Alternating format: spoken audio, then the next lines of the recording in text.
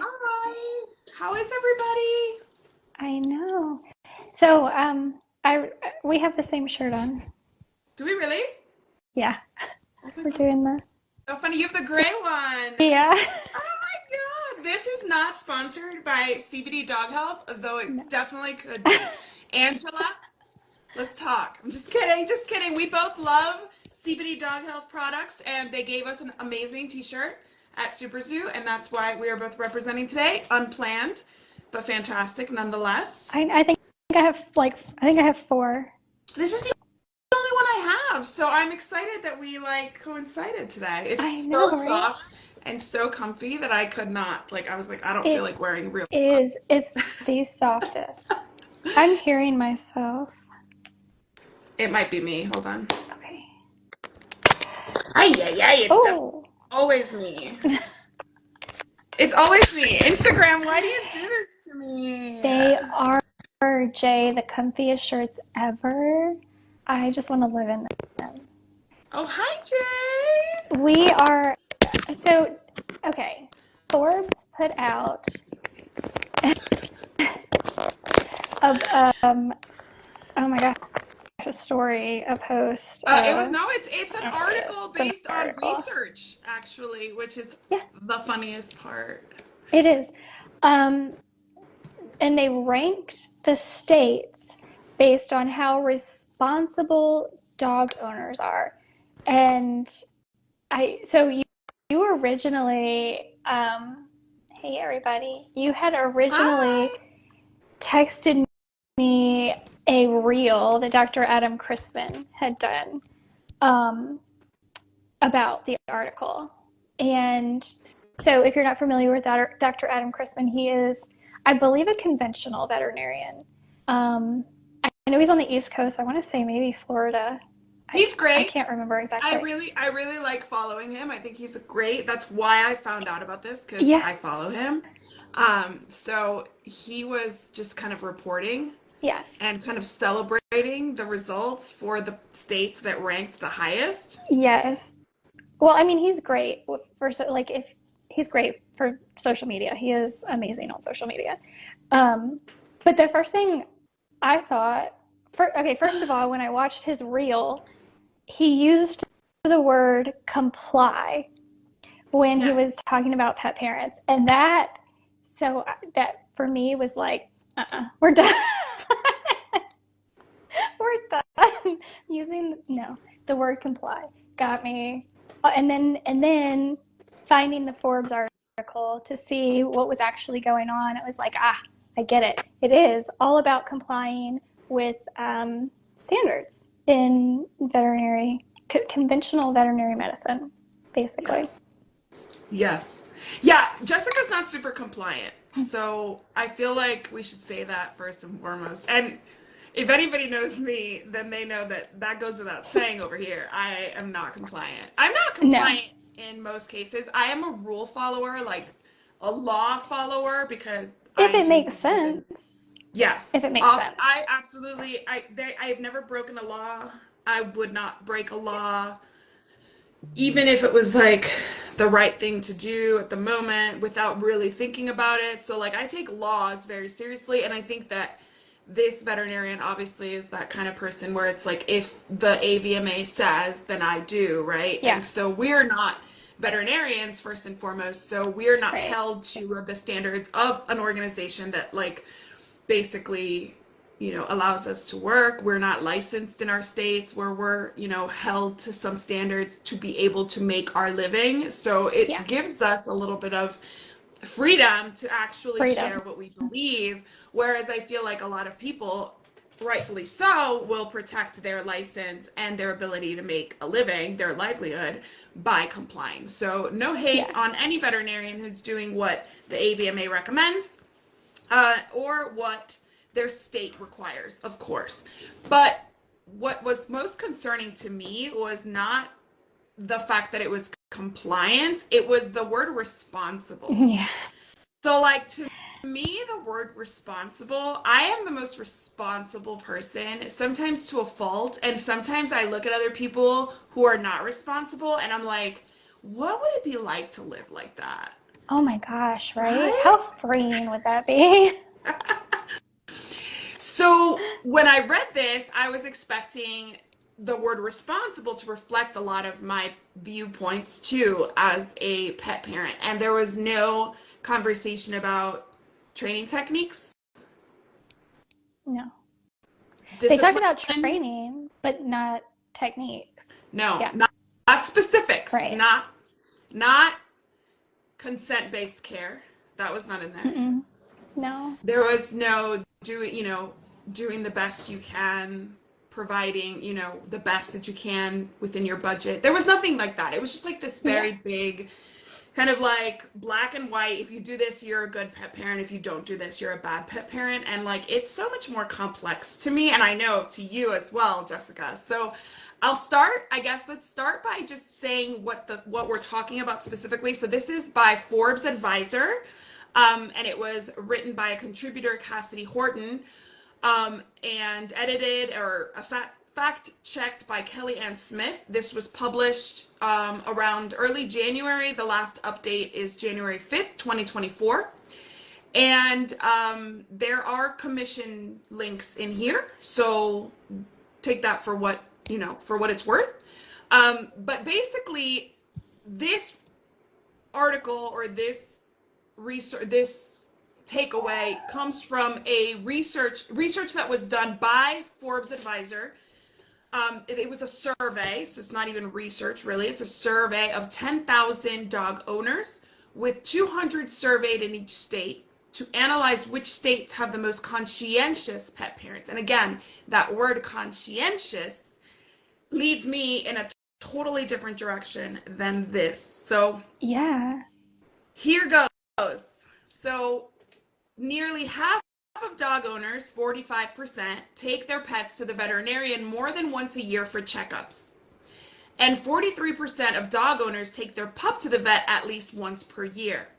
Most dogs, 84%, are up to date on their vaccinations, according to their owners. So first of all, this was not a survey of veterinarians with their actual records. This was the owner, and we take what they're saying as fact. So if somebody asks me, are my dogs up to date on their vaccinations? My answer would be absolutely yes.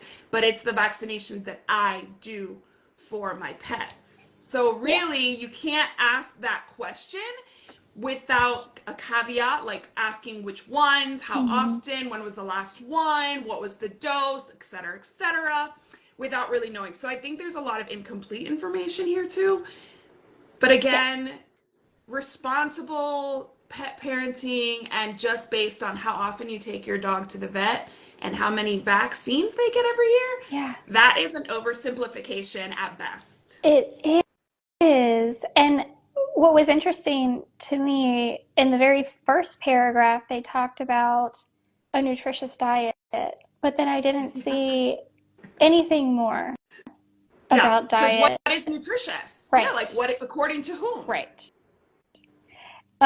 Because that's where my head always goes is to diet, Yeah, right? no, And no, then, it went there too with me. And I'm like, okay, so who decides what is nutritious? Like, is right. Mars sponsoring this? Because then they're going to decide what's nutritious. Is the Yes. AVMA, who is often sponsored by Mars and Nestle and all that, are they the ones behind this? Because then they're gonna say that kibble is the nutritious Right. Yeah. diet. So depends on who you ask. If you ask the veterinarians that we love, know, and trust and love, like they might have even within that group different definitions of what nutritious diets mean. Right. Yes, because there's another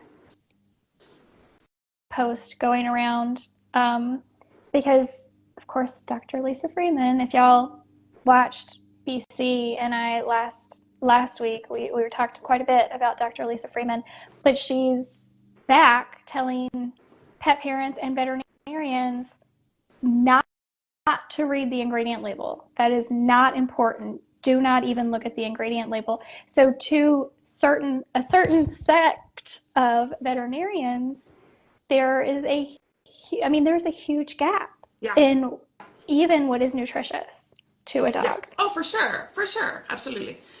Absolutely. And then they rank it by state. So what made me actually listen closest to this is that where was Texas? Texas was like It's on the like top. halfway down, isn't it? It's one, Let's two, it see. was five, Texas six, pet parents were seven. out Texas of is 50 seven. states, Texas was number 7. No, Jessica and I are both currently in Texas. We perplexed. both live in Texas. Yeah, How long have you been in Texas? almost 3 years. I've been in Texas 7 years in Seven. May. Okay. And so we're not from No. Texas. And she's in the Austin area. I'm in the El Paso area. There's about 10 hours of driving between us. So we're in completely different regions of the state. But I think we can both agree that Texas pet parents, Texas animal advocacy, Texas animal rescue, Texas shelters all leave something to be desired. It is Yeah. very difficult to see so many pets abandoned, Oh my so gosh. many shelters overcrowded, shelters not doing intake anymore, just, um, you know, people not vaccinating, people not spaying, neutering ever, not just based on, what their veterinarian or their breed recommends. It's just not because of some kind of, cultural or whatever cultural fog, let's call it that. So there's a lot of work to be done in Texas as far as pet parenting responsibility, public service for pets, public service for abandoned pets, et cetera, et cetera, et cetera. So when you tell me that Texas is number 7 on the list of 50 states for the best or most, let's say, most responsible pet parents, I have to laugh. Like, I just have to laugh. Yes. And the reality is, I mean, I think, everybody thinks it's bad wherever they live, but the South, especially the Southeast, has to be in the United States, has Yes. to be the worst, right? Right. And Yes. Florida and Georgia are on the list, 4 and 5. And I'm from Miami, and I will tell you that Miami has a huge problem with Yes. cultural fog surrounding spay and neuter, and why we have a completely out of control animal population down in Miami too. So I will say that when you tell me that Texas and Florida and Georgia are at the top, I'm shocked. I'm not surprised not to see Louisiana on the list That because I was lived my in thought. Louisiana. Yeah. And Louisiana and Texas, to me, like when it comes to pet parents, I don't see much difference. Like, I think it's pretty equal. And Do you? obviously, yes, I don't think that Texas does any better than Louisiana. And when it comes to pet parenting, and when it comes to, and I'm talking from living in these places and speaking to veterinarians, them sharing their concerns. I've even been involved with animal advocates here in El Paso. We've gone to city council to speak out on things that we didn't like about what the animal shelter is doing here. It was closed for too long. We had opinions and we shared them. So this is not me just like being like, oh, I see my neighbor's not good. Like, Yeah. no, ran a business in Northern Virginia for 12 years where most pet parents were super responsible. If you ever saw a dog loose on the street in Northern Virginia, you would say, oh, somebody's dog got out by mistake. Right. Like, that dog is not supposed to be out. Right. When I lived in Louisiana, you saw a dog, and at first I would care, and then I was like, oh, you meant to leave this dog out all day? Oh, okay, got it. Or, oh, like in El Paso, when I started, walking my dogs around my neighborhood, oh, like your dog just jumps the fence and you just like wait until they come to the front door to be let back in. Oh, okay. That's just how you do. Okay. Dogs barking all day long because they've been left outside all day. That's not something I would see at all in Northern Virginia. And as a dog walker, I can tell you that I was in neighborhoods during the day when nobody else was there, and I never ever heard dogs barking as much as I hear now. I've never seen dogs get loose, dog bites. I went to the emergency vet with Van Gogh when we first got him, and there were like 6 dog bites, urgent emergency dog bites at the emergency vet here. Wow. At one night. One night. Well, and that's such a stark difference from Southern Virginia, which is horrible. I mean, the Except way it's you the South. describe Louisiana, that's how it was where I grew up in Southern Virginia, where Yes. there are dogs out everywhere all the time. And They don't live in the house, generally speaking. And this isn't true across the board, but I mean, hunting dogs live in kennels outside. Right. Like, it's just not the same way of life, Yeah. Oh, right? for That sure. For sure. our pets experience. Yeah. So let me see. So let's go through the top states. Washington State is number one. The reason they're number one is because the percentage of dogs that have a location device is 83%. I am a huge fan of microchipping.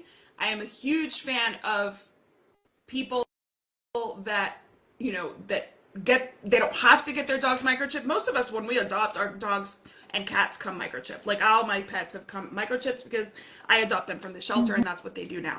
But I always love when I see people who buy pets, who have the choice, going and doing that, because I truly believe that that is the best way to get your dog home or your cat home if ever they are lost. So I'm huge on microchipping. Percentage of dog owners who take their pets to training classes in Washington is 53%. Again, education, so important. Training, so important. But did they dig into what kind of classes or what kind of training? Are we shocking these dogs? Because that, to me, is not responsible. So that, again, it's like, I don't get enough information for this, for you to like rank people. I assume Washington may have, I know a few dog trainers in Washington that are all positive based, but like, I'm sure they have aversive trainers out there. Yeah. And I'm sure they have techniques that I would not approve of personally. So we don't know. Percentage of dog owners who brush their dog's teeth at least once a week. This is the Yeah, kind of stuff that's I want to good. know. Yeah, that's good. 62%. Yes, right? 62% of the dogs that whose parents were interviewed for this. So 200 pet parents in Washington were interviewed for this. I don't know where they got these people.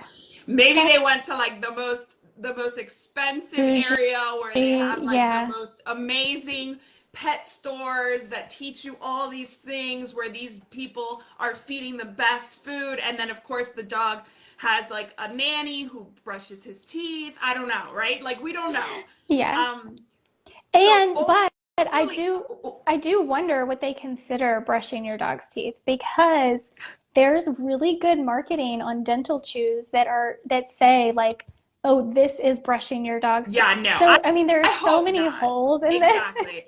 I hope not. I hope that as somebody who writes for a living, I Yeah. hope that brush their dog's teeth was clear for these people. I'm going to assume that, but you're right. Like, it doesn't ask like whether they go get their dog's teeth like professionally, like at a veterinarian, cleaned once a year, but this does say that 62% of them brush their dog's teeth. And actually only 5% of these 200 dog owners that were interviewed reported never brushing their dog's teeth. So 95% at some point brush their Yeah. dog's teeth. I will tell you this right now. I have never brushed Kira's teeth. Never once. Not once. She was Yeah. not my dog when we got her. She is very anxious, very nervous. I take her to get an annual teeth cleaning. I do not touch her teeth, because when I go to try to brush her teeth, I tried it a couple times. She clenches so hard, I'm gonna lose a finger. I'm not doing it. So the fact that she's done this, I did brush my other dog's teeth, not once a week, that's for sure. So this is impressive. New Yeah. York comes in second, and New York says they go to the vet once a year, they 96% take their pets. And this is dog owners, first of all. Yes. It is dog owners. This is dog owners only. I So the I fact you I know you have opinions on having to see the vet once a year. Go for it. Go off. I no, I actually think that's a really good thing. I do think that you should be taking your pet in at least once a year, and then as they age, preferably at least twice a year as they're seniors, and get that blood work done and have the veterinarian put their hands on your pet. Because, as I have learned from talking to a lot of professional groomers, a lot of times these dogs come into the groomers having never been touched for the last month since they were groomed before. So that actually, I do find that to be very, very important. And it's just the annual. you have to poke your dog that I don't agree with. Okay, so New York, they're microchipped high, even higher. No, a little lower than Washington.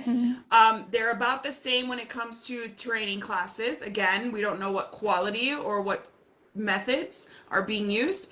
And then the percentage of dog owners that give their dog heartworm medication more than once a year is 87%. Um, I mean, preventative care, let's just round that into preventative care. Preventative care is great.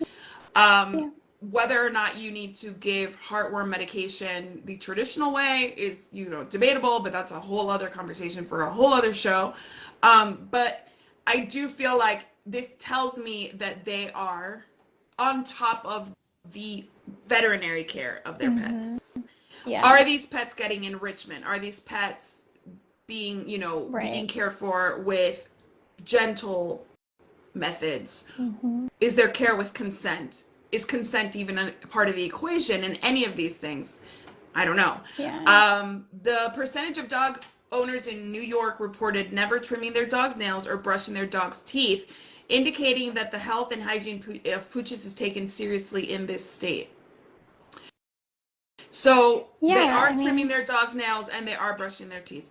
But also, they may not be doing it. yeah. They could be outsourcing it. I know professional pet sitters that will trim nails and will, brush teeth. So it doesn't say that Hmm. they did it, but they are somebody's doing it. Yeah. It's being done. And that, I mean, that is good. Attention, paying that kind of close attention to your pet is a good thing for sure. Yeah. It's Okay. just good. Maryland tops the list with Nevada and Wisconsin for the percentage of dogs that are up to date on vaccinations. Well, again, like if you asked me if my pets are up to date on vaccinations, I would say yes. Yeah. I do not vaccinate according to anybody's schedule but my own and the conversations I have with my pet and depending on where I live and what risks they are exposed to. That's me. Right. So I 100% always have my dogs vaccinated for rabies. I've always had dogs that have either reactivity or fear aggression.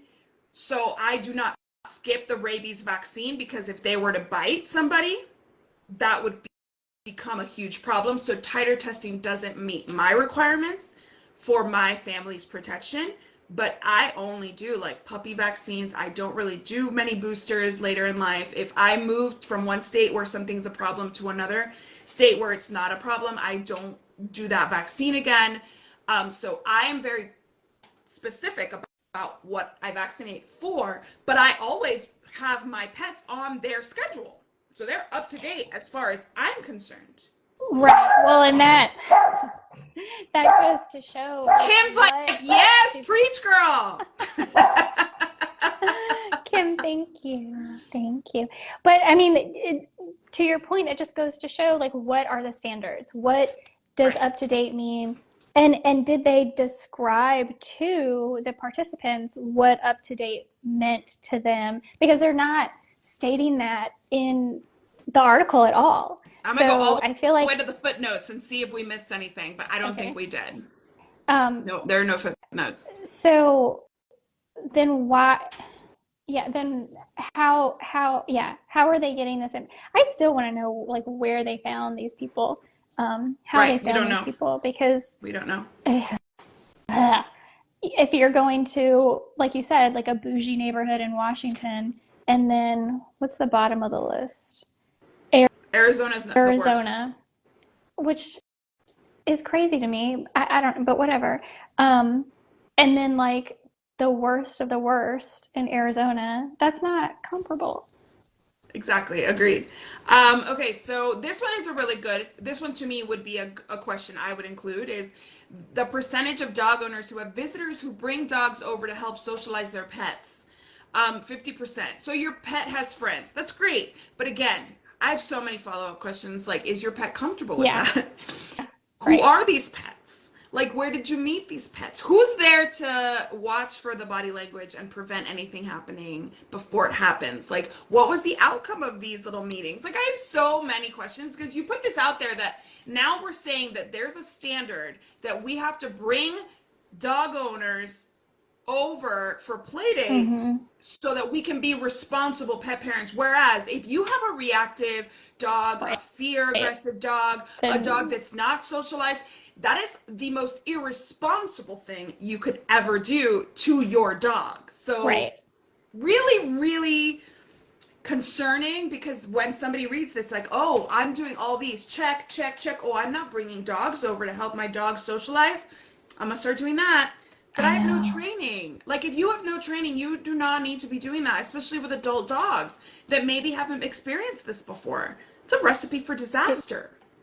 yeah, it absolutely is for certain dogs and more dogs.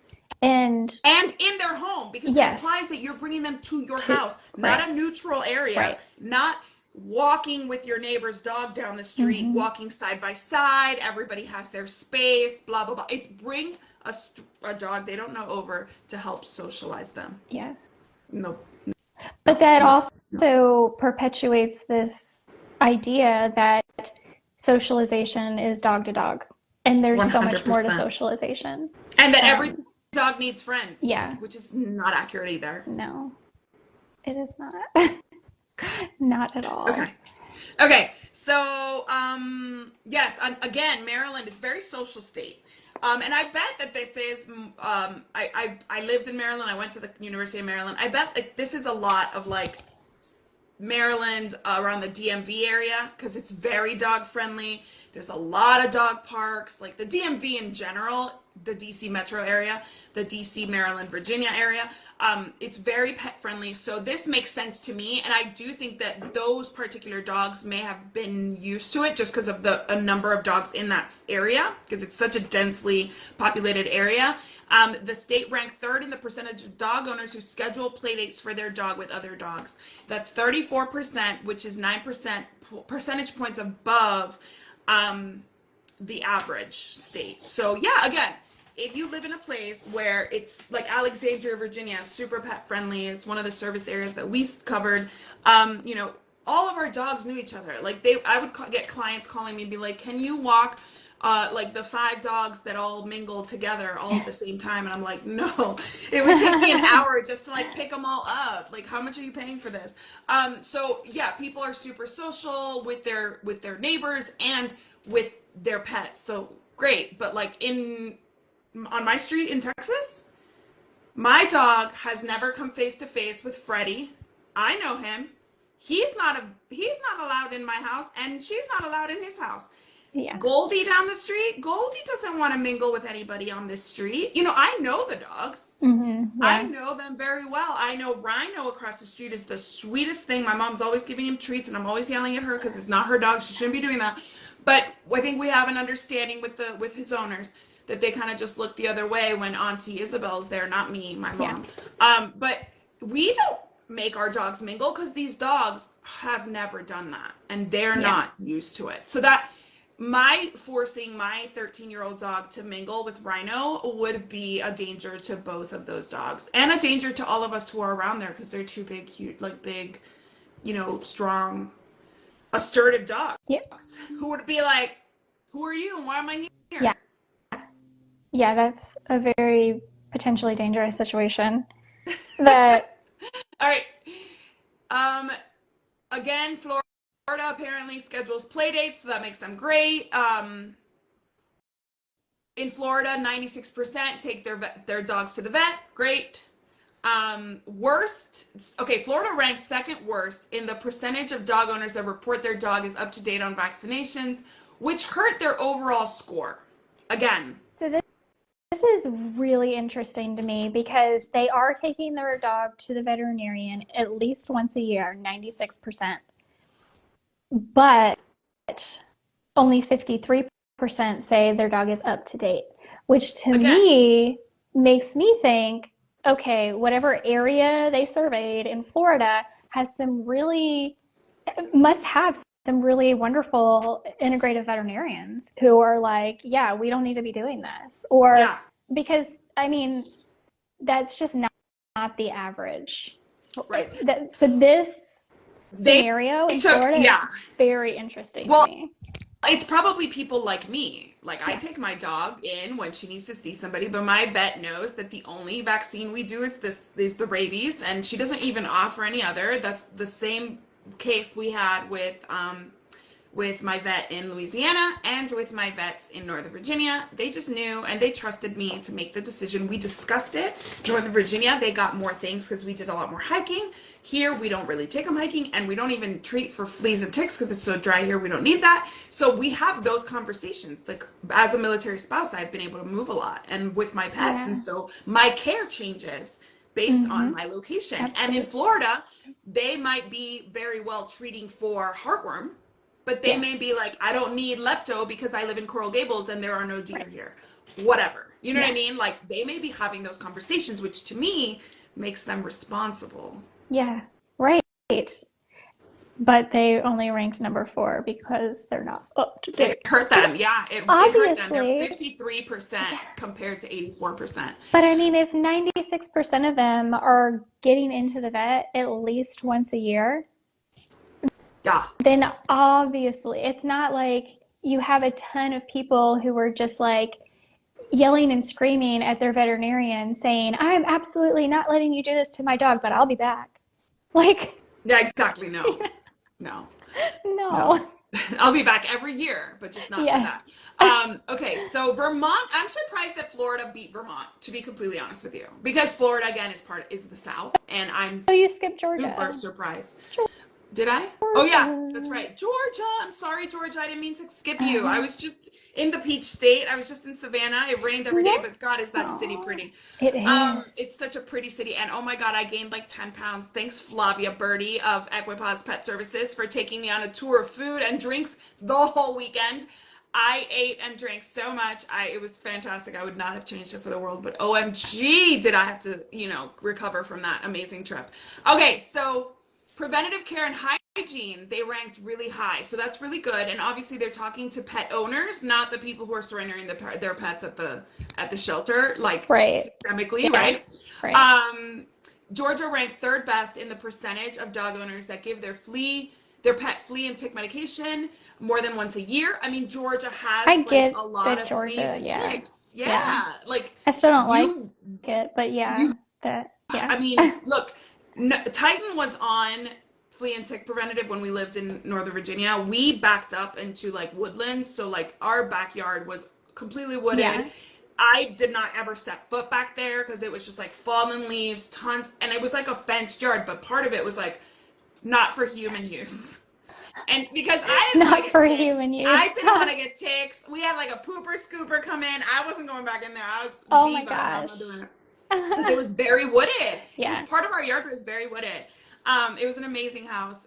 It was really cool that it was in such a densely populated area. But my dog Titan was on flea and tick medication monthly, and he still got Ehrlichia up there. So you know what I mean? So like Because I that's not get, how it works. yeah, I get the desire to be Yeah. preventative in Yeah. these areas where it's Well, so common to get these it's things. it's also perpetuating misinformation because, like you just explained, your dog still got Ehrlichia because they still were bitten by a tick because it doesn't prevent bites from fleas and ticks. It Exactly. waits until the flea or tick bites your dog, and then the poison that is in their bloodstream kills the flea or tick. Right. So you're Right. not preventing tick-borne illnesses. You're You're just not. not. You're It's preventing ticks from maybe coming over and like taking over. mm-hmm. I've had friends who have like flea issues that they can't get under control for months, because like it just turns into this nightmare. And Yeah. so it does prevent, from having Yeah. it come into your house and all that, keeps the numbers down. But yeah, there's no way to prevent these diseases completely. And I will say this, it's the sixth best in the dog owners who trim their dog's nails at least once a month. again, I want to know, are you trimming them or are you having them trimmed? Because I would read that as, no, I don't trim my dog's nails. Right. But So she gets just groomed once a month, and so seeing, she does right. get her nails trimmed. Yeah. I just personally don't do it. Yeah. Seeing the survey questions would be helpful Yeah. for people like us. For us that are like nitpicking it, no. Yes. All right. Georgia ranked in the top 10 best states of the percentage of dog owners who brush their dog's teeth. Great. Congratulations, Georgia. That's pretty impressive. It's better than Yeah. the 0% that happens here in Casa Arada. Um, Vermont, again, I really expected Vermont would have been higher. If I had to like Yeah. choose, like if this was a gambling game and I had to just be like, these are the top states, Vermont would probably be up at the higher Yeah. one. Just because I do feel like Vermont is very outdoorsy, Vermont is very pet friendly. I feel like pet There's a parents lot of over there, money in Vermont. correct, are more educated on what their pets need, et cetera, et cetera, et cetera. Yeah, I mean, having a pet is a luxury, and a lot of people have pets that really can't afford them in certain states, and they don't want to live without them, but their budget doesn't allow for like a monthly grooming appointment. Their budget Yeah. doesn't allow for, twice a year vet visits just for preventative care. So Yeah. yes, money always comes down to and that's what is also a little dangerous about these surveys, because it's like, Yeah. are we asking people of the same socioeconomic level, or are we just Right. making people feel bad Right. when they don't meet those unattainable goals? Right. Okay, Vermont. Up to date on vaccinations, 98%. Not surprised there. Percentage of owners who report walking their dog once or more per day, 81%. As a former Okay. dog walker, Yay. that is what I want Yeah. to know. As a former dog walker, I want to know that. And again, is it you walking or are you paying somebody to walk your dog? Because again, I don't care how your dog gets walked, get your dog walked, but if you're telling me you're more responsible because you have the money to pay a dog Right. walker, Yeah. I'm going to have a hard time with that. Like, I was very blessed to work with people who had the means to pay for a dog walking service every day, and they paid me $8,000 a year. You know what I mean? Just one Mm-hmm. household. Yeah. Which is why that business was so lucrative in Northern Virginia. But that is not the case for most people. I don't have $8,000 right now to Right. pay a dog walker to come twice a day to walk my dog. Right. I Yeah. don't. Like, that's not part of our family's budget. Yes.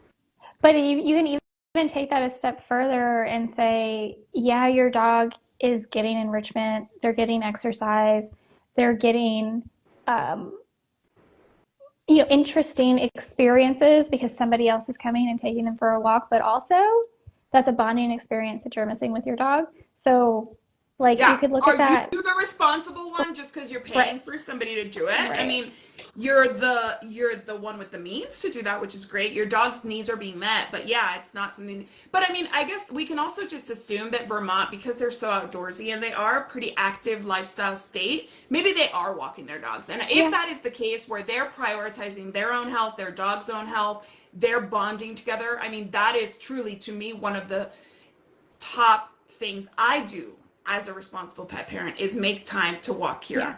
Every single day, whether I like it or not, whether it's 10 minutes or 30, she gets her walks, because that to me is the most important thing from her perspective. Yes.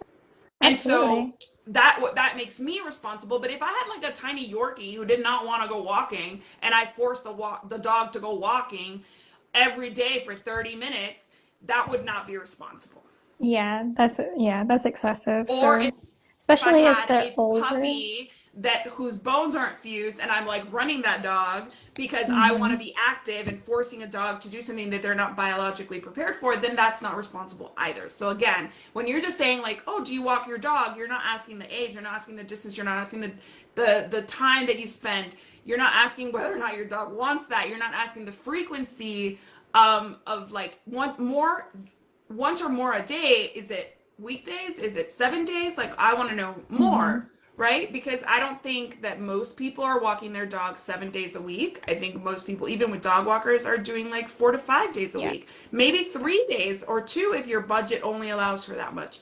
But it's still good. So we can't hold people to the 7 day a week standard, because then people just don't want to do anything. Yeah. They're Yeah. going to be If like, it, well, I can't do 7 days a week. I won't do so I'm two. not gonna, right. Yeah. The, Okay, last one yeah. about Vermont.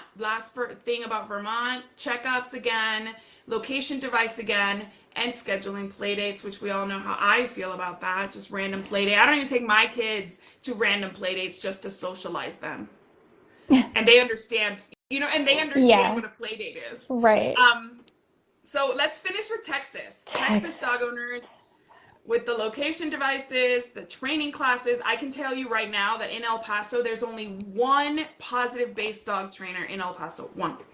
So when you tell me that Texas pet owners are taking their dogs to training classes, unless it's in like a Petco where they use primarily, I think they're Yeah, only positive I think based. so.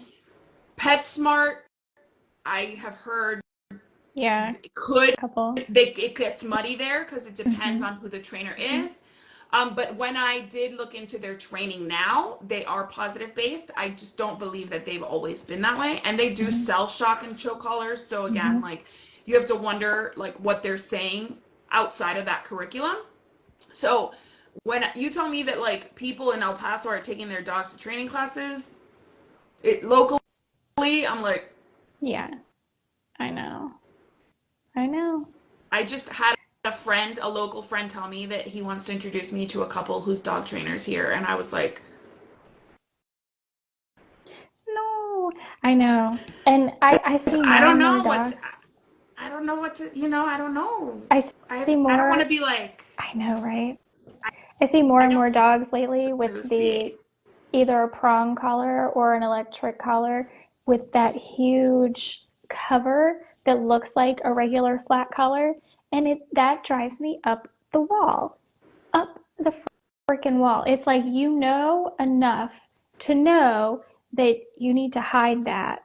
Why are you hiding that? Now, I think we talked about this before, and you were like, maybe there could be that element of the dog looks dangerous to other people, but I think that is a much But smaller percentage no, but than the that's people.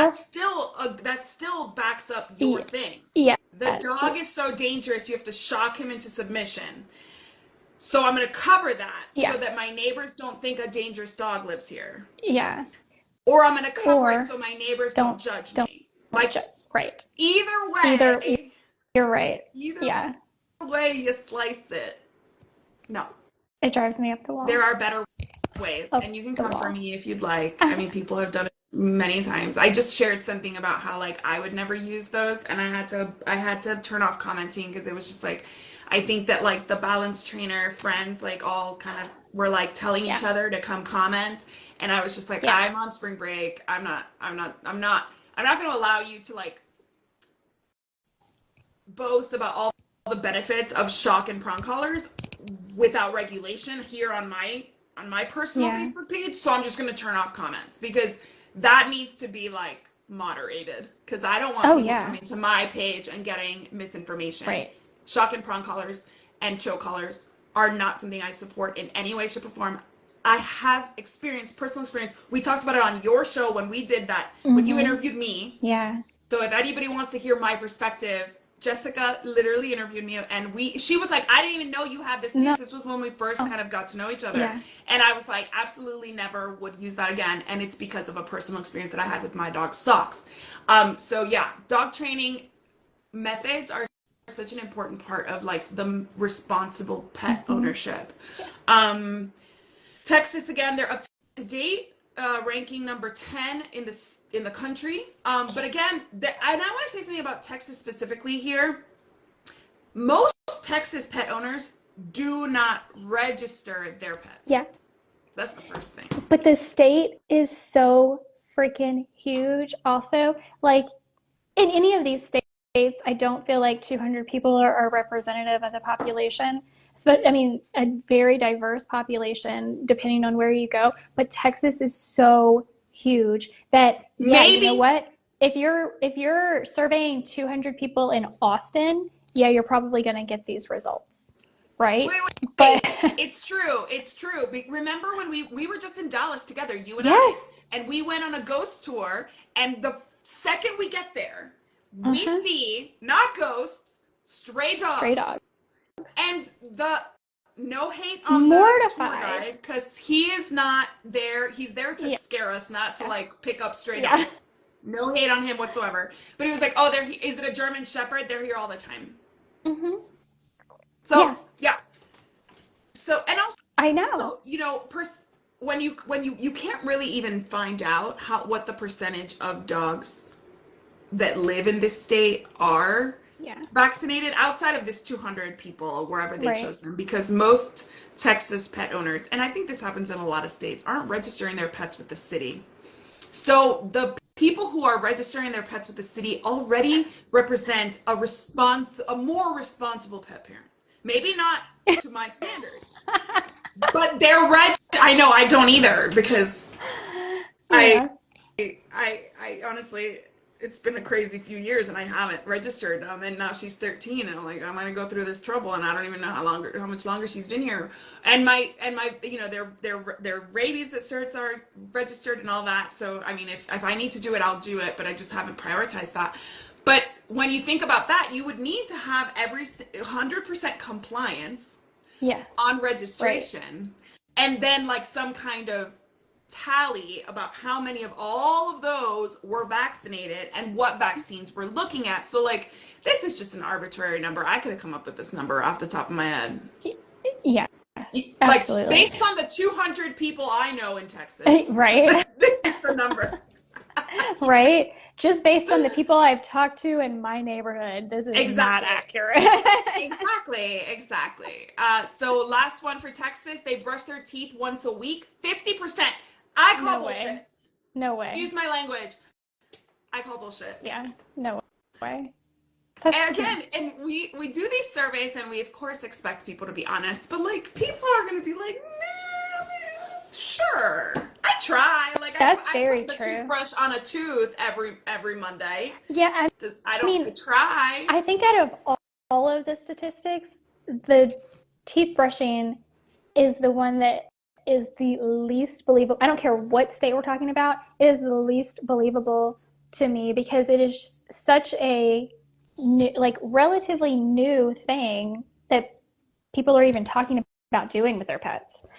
And I think they're only even talking about it because there are so many dental chews out there. And Yes, again, that you're makes me right. wonder, like, how many people are considering giving their dog a greenies brushing their teeth?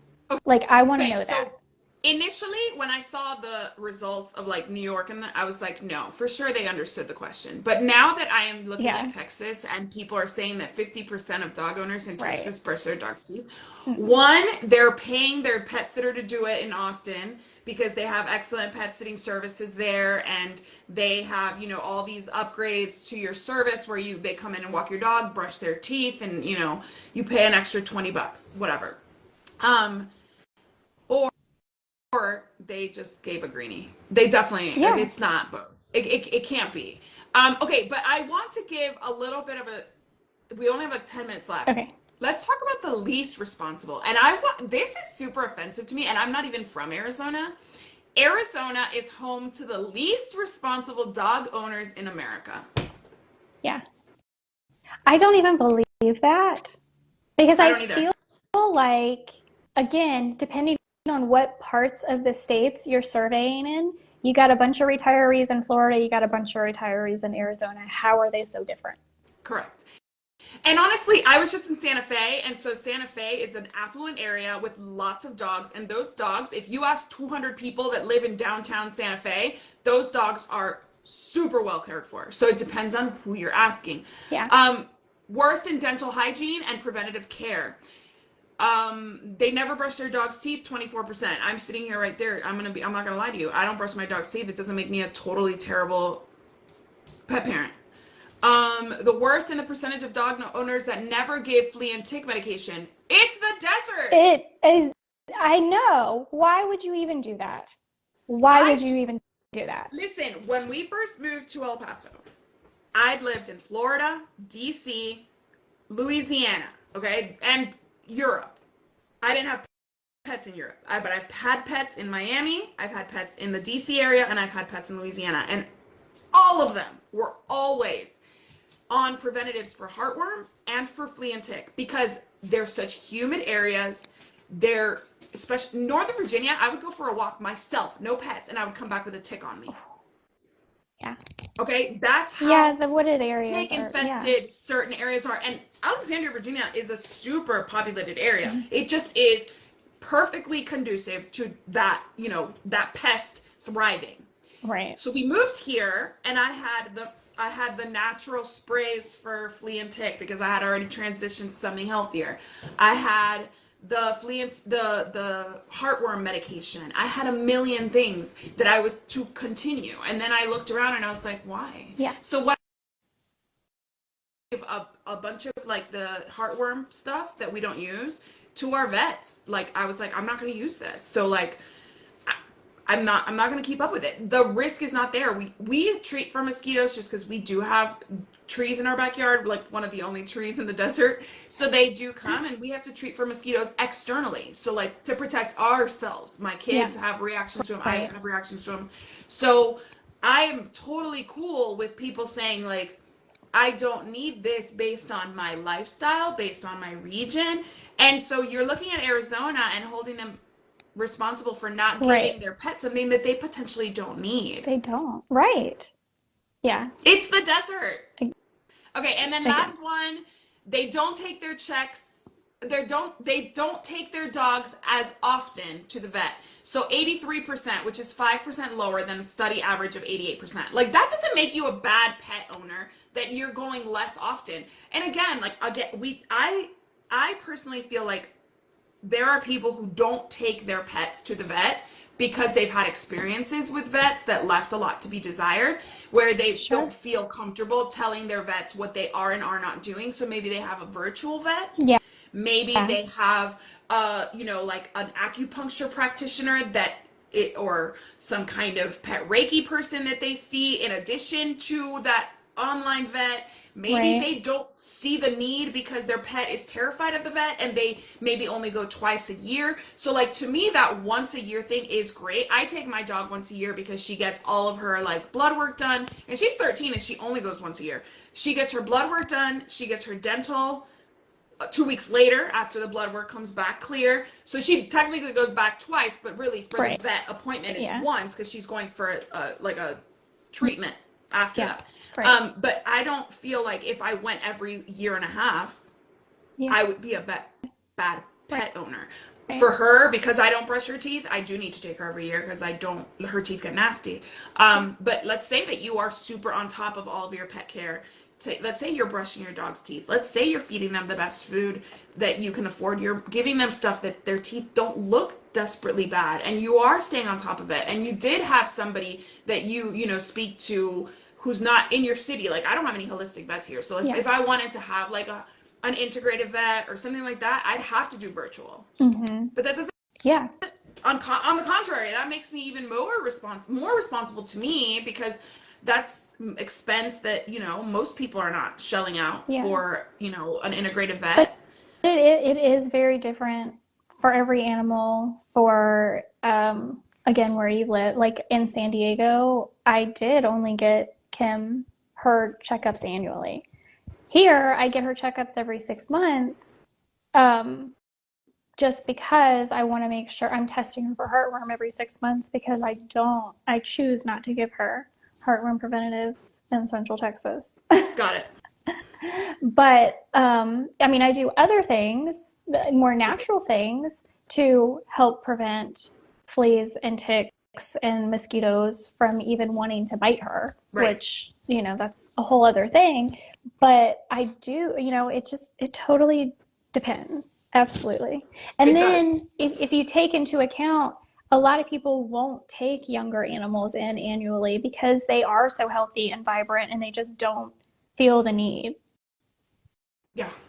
And I do think that if there were more fear-free vets, if Mm-hmm. there were more Mm-hmm. vets that people felt like really prioritized how their pet felt, and Yeah. I love vets, so I'm not saying that they don't, but like I've seen veterinarians do the old school thing where they were going to take the dog from you because we're going to basically like hold them down and like give them their shot back there. Whereas like a fear-free vet would just, have stuff in line before. So if I had a puppy and I had a fear-free vet, I would definitely take them every 6 months, and I would, so that they can get used to that experience, and it could be a positive association. But if my pet's gonna just go, like cats, this is about dogs, but let's talk about cats. Like, people don't take their cats to the vet because the cat gets super stressed and the cat's super scared of it. I have a friend who lost a bird because they couldn't find a bird vet to come to the house, and she was sick. They took her to the vet. She died in the car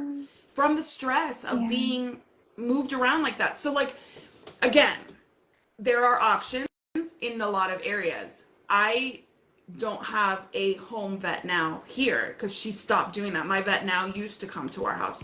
Now that we only have one dog, one cat, she doesn't come. She came when we had 4 because it was easier to do everybody at the same time. But now she's kind of cutting back on that. There's a vet shortage. She can't leave. That time in transit really affects her ability to see all the people who need to see her, all the pets who need to see her. So, like, if you have all these options of an in-home vet, and your dog is scared, amazing. But I don't have that.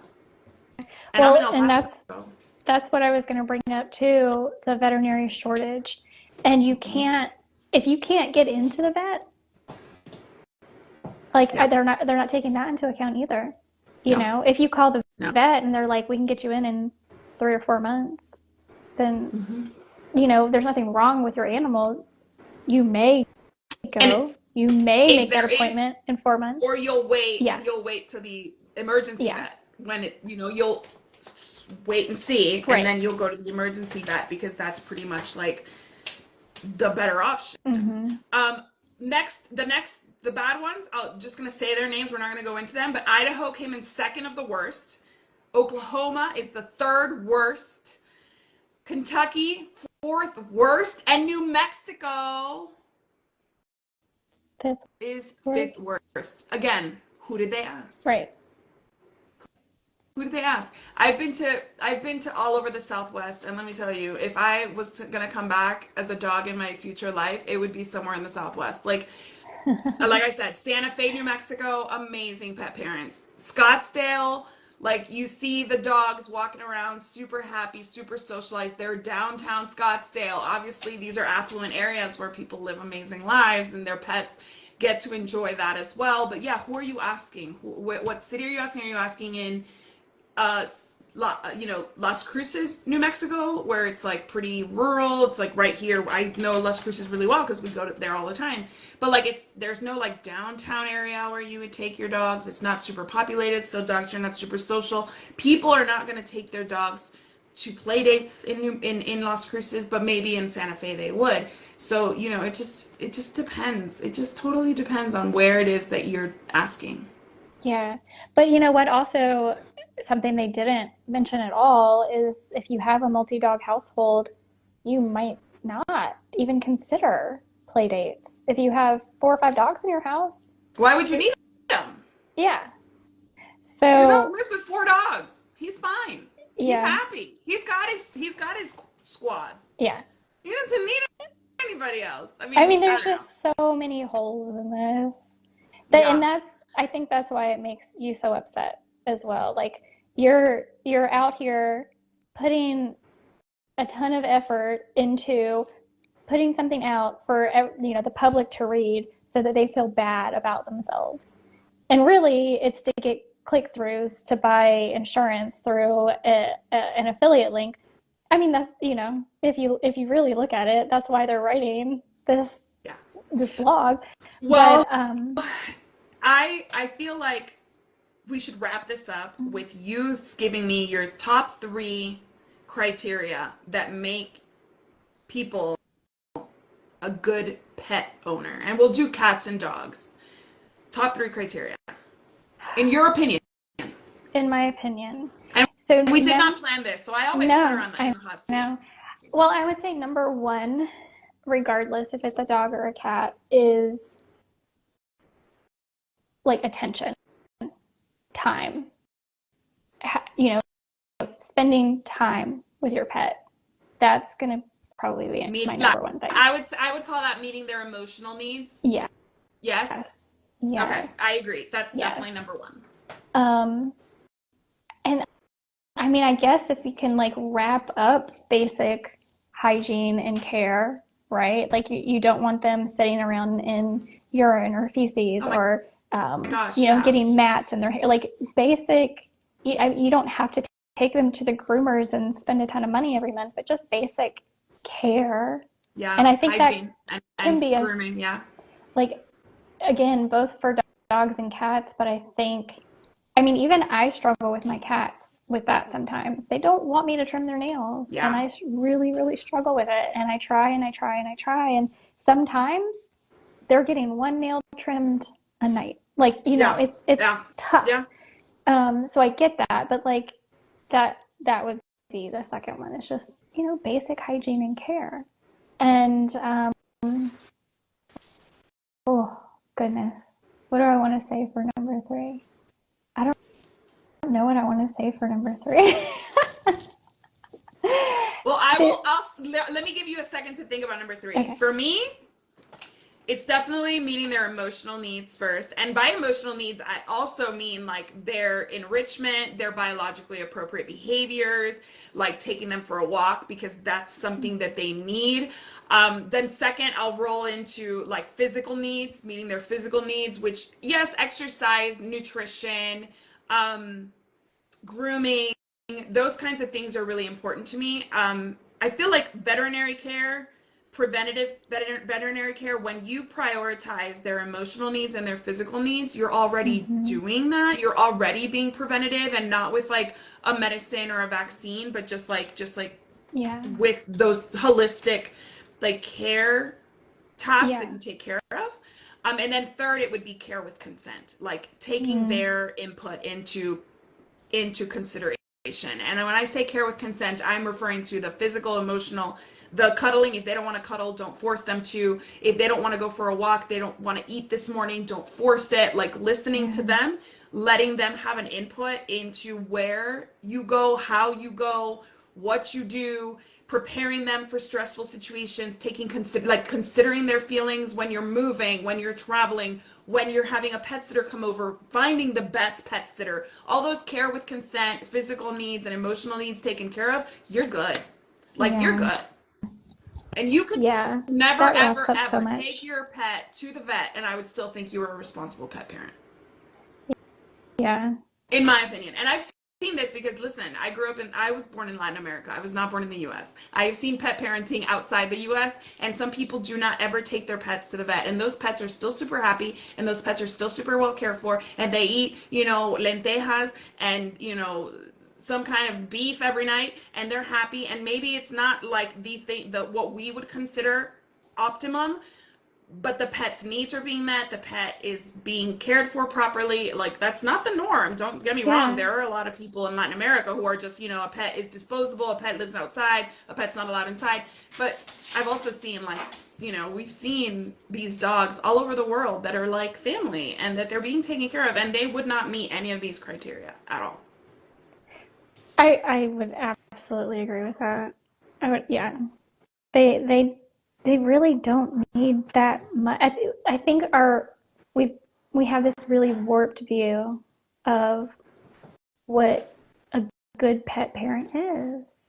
And so, so much of it is wrapped up in marketing and just getting as much money out of your pockets. And I hate to say that because a lot of these things are do wind up being necessary because of what we've done to our pets with the diets we feed them and Yeah, yeah, yeah. not letting them live a natural life. And I'm guilty of that too. My dog lives indoors with me. She doesn't live outside. Yeah, It's yeah, it's not a natural life, but there are consequences to that, and just being aware and trying to accommodate as best you can. If you live in a high rise in New York or LA, then how often is your dog actually getting outside? Like you have to compensate for that.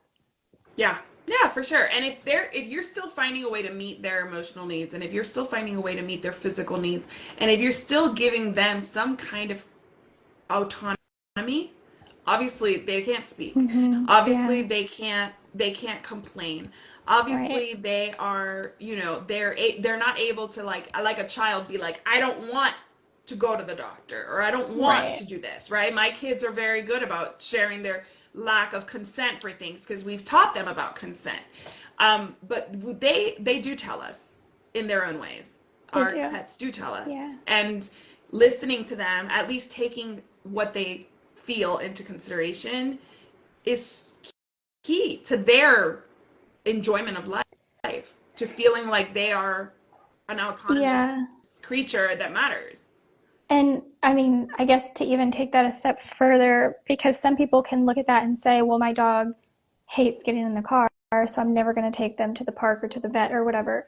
If you use positive reinforcement training to change the association that they have, it may take time, but Yes. you can help them overcome some of these things Yes. because Yes. we can't just say, oh, I'm never ever like Right. your dog has an infected tooth, but you're not taking them to the vet because No, they hate going to the we're not vet. Like saying that's that. not No, right. no, it's you're right, because when it comes to gentle parenting, and that's something as a parent that I strive for, and people are like, you gentle parents are permissive. No, that's a misinterpretation of that philosophy, right? Like what we're saying is make it easier on teach, but teach in a way that is conducive to learning and that is conducive to the biology of the creature you're teaching, right? We're Yeah. not saying never take your dog to the vet because you know they're not going to consent to go willingly. Right. We're not saying don't give them the eye drop they need for conjunctivitis because they don't like it. We're not saying that. We're saying make it so Yeah. that it is cooperative, Mm-hmm. collaborative, caring, loving care, and not forceful, I dominate you to get Right. these eye drops in your eyes kind of care. And, Right. sometimes as a parent, I find myself in those exact predicaments. And Yeah. thankfully, my kids are older now that I could be like, your eye's going to fall out. And they're like, fine. Right. Yeah, they don't understand that when they're two. No, exactly. So yeah, I mean, I think that if anybody leaves this conversation with anything today is that you know your pet best, and if you feel like you're meeting their needs and you're doing the best you can for them, that makes you, in our opinion, an excellent pet Yeah, parent. absolutely. Absolutely. And again, regardless of, you know, what you can afford to do, what you can't afford to do, if you're doing your best, you're doing your best. And that animal is probably, if you're doing your best, probably living a better life than they would if they weren't living with you. If they were in a shelter Correct. or Correct. wherever, on the Correct. street. So don't, Correct. yeah, it Yeah. is one of those things. Like don't see an article like this and beat yourself up because And don't see things like that we share about maybe positive training and care with consent and be like, I'm terrible because last week or last year or 10 years ago I did XYZ. I'm here to tell you yeah, I made a ton of mistakes with socks. I know where we made the mistakes. I know that we were responsible for a ton of her bad behavior. And then we had to kind of go back, and to fix the behavior, we even, made more mistakes. And, don't feel bad about it. It's all a learning experience. We're all on a journey here. Nobody here is judging you. In fact, the yeah, reason we wanted to talk about this is so we can eye roll and be like, is that really the yeah, bait? Like, that's it? That's your criteria? That's ridiculous. Like, yeah, there's so much more to pet parenting than taking your to their pet to the vet and brushing their teeth. Like, yeah, there's so much more to it. So if you're finding yourself having a hard time being like, I don't brush my dog's teeth, my cat's teeth, I don't, yeah, and I still consider myself an excellent pet parent. yeah. And I'm not saying don't try, Right. because I'm trying. It was my New Year's resolution, remember? To Yes. do better about my pet's dental hygiene. And like, it's March 18th. I still have time. Yeah, yes, absolutely. All right. Well, I don't, what are we talking about next week? Do we know? I don't know. But I No, just want to I don't take this know. moment before we log off to thank the Texas Pet Sitters Conference for inviting me to MC their conference 3 weeks ago now, and for the National Association of Professional Pet Sitters for having me as their keynote and closing speaker for their conference. Those were 2 conferences back to back. It was such a great experience. I had such a great time. Pet sitters are a truly undervalued part of the pet industry. I am doing all I can to change that, because one of the biggest things I do for my pets, as a responsible pet parent is choose an amazing pet sitter to care for them when I can't be here for them or when my schedule gets crazy. Like when I had a baby, they had dog walks from Kevin, our dog walker. So I think that it's such an honor for me to be invited to participate in this. Having been in the industry professionally before, I consider myself a pet sitting industry advocate now. And lots of love to everybody who was there. If you're joining us and I met you there, thank you so much for your friendship and for your support. And I will hopefully see everybody on the cruise next year for the Texas Pet Sitters Conference. We're all going on a cruise, and I'm trying to get Jessica to come with me. Yeah, we'll see. We will see. We will talk All about right, that. everybody. Yeah, Yes, we'll talk about it. have a great week, and we will see you next Monday. And if you have any Oh, recommendations for what you want yeah, to discuss, let please us know. message me or message Jess and just send us ridiculous articles so we can sit here and roll our eyes about them. Or Absolutely. not. Or not. I Or just, know. or like preach or like celebrate them if Yeah, it's a really good if it's article. a good one, right? If it's someone we agree with. All All right. right, Bye, everybody. Thank guys. you. See you Have a next great week. evening. Bye. Bye.